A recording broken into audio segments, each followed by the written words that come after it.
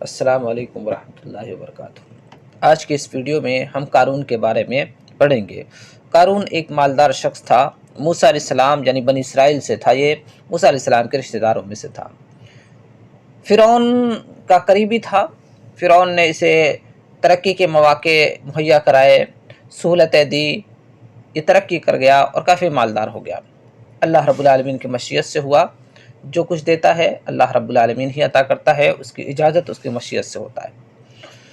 گھمنڈ میں مبتلا ہو گیا، اپنی قوم پر ظلم و زیادتی کرتا تھا، کسی کو خاطر میں نہیں لاتا تھا۔ موسیٰ علیہ السلام اور قوم کے لوگ اسے سمجھاتے تھے کہ احسن کما احسن اللہ الیک، تو لوگوں کے ساتھ اچھا سلوک کر جیسا اللہ رب العالمین نے تیرے ساتھ حسن سلوک کیا، تیرے ساتھ اللہ نے احسان کیا، تو لوگوں کے ساتھ بھی حسن سلوک سے پیش آ۔ لیکن یہ کسی کو بھی خاطر میں نہیں لاتا تھا۔ اس کے بارے میں آتا ہے قرآن میں کہ اسے جو خزانہ دیا گیا تھا، اسے جتنی دولت دی گئی تھی، اس کی چابیاں 10-15 لوگوں کی طاقتور جماعت بھی مل کر اٹھاتی تھی تو بھی وہ ان پر بھاری ہو جایا کرتی تھی، بوجھ بن جایا کرتی تھی۔ اتنی زیادہ اس کے خزانے کی چابیاں صرف تھی، لیکن اس نے اس خزانے کا حق ادا نہیں کیا، غریبوں کا خیال نہیں رکھا، محتاجوں کا خیال نہیں رکھا، بلکہ اپنے ہی میں رہا کرتا تھا، ظلم و زیادتی کرنا، لوگوں کو حقارت کی نظر سے دیکھنا۔ نبی نے سمجھایا، لوگوں نے سمجھایا، لیکن اسے سمجھ میں نہیں آتا۔ ایک بار ایسا ہوا کہ وہ بڑا بن سور کر اپنی قوم کے اندر نکلا۔ قرآن میں اللہ نے کہا فخرج علی قومہ فی زینتہ، ایک دن وہ خوب بن سور کے ٹھاٹ باٹ کے ساتھ، زیب و زینت کے ساتھ دھج کر قوم کے درمیان گیا۔ قال الذین یریدون الحیاۃ الدنیا یا لیت لنا مثل ما اوتی قارون، تو جو دنیاوی زندگی کو چاہتے ہیں، یعنی جن کا ایمان کمزور تھا، وہ یہ کہنے لگے کاش کہ ہمارے لیے بھی اتنا زیادہ خزانہ ہو جاتا جتنا قارون کے پاس ہے۔ انہ لذو حظ عظیم، یقیناً یہ تو بڑا حصے والا انسان ہے، بڑی قسمت والا انسان ہے، یہ اس کے پاس تو بڑا مال و دولت ہے۔ لیکن جو لوگ علم والے تھے انہوں نے کیا کہا؟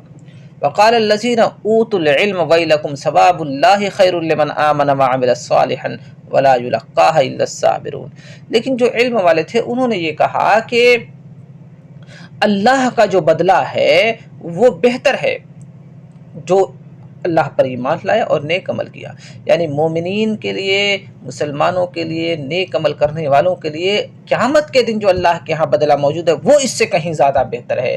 یہ دیکھیں فرق ہوتا ہے، ایک مسلمان میں قوی ایمان ہوتا ہے اور دوسرے شخص کے اندر کہ دنیا دار لوگ دیکھتے ہیں مالدار کو تو کہتے ہیں کاش کہ میرے پاس بھی اتنی دولت ہوتی، ایسا ہی ہوتا، لیکن جو مومن ہوتے ہیں حقیقت میں اللہ والے ہوتے ہیں، وہ کہتے ہیں جو بدلہ اللہ کے ہاں ہمارے لیے موجود ہے وہ اس سے کہیں زیادہ بہتر ہے۔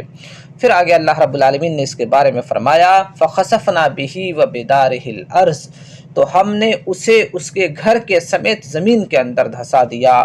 فما کان لہ من فئۃ ینصرونہ من دون اللہ، تو کوئی بھی جماعت ایسی نہیں تھی جو اللہ کے مقابلے میں اس کی مدد کر سکتی، یعنی اللہ کے سامنے اس کی مدد کرنے کے لائق کوئی بھی نہیں تھا۔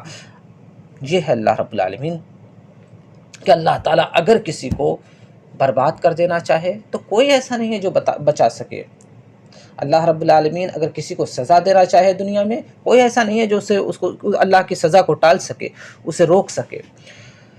تو اس واقعے سے ہمیں کیا پتہ چلتا ہے؟ پہلی چیز یہ کہ اللہ رب العالمین نے اگر مال و دولت دیا ہے تو تکبر اور گھمنڈ سے بچنا چاہیے، عاجزی اور انکساری ہر حال میں انسان کے اندر ہونی چاہیے۔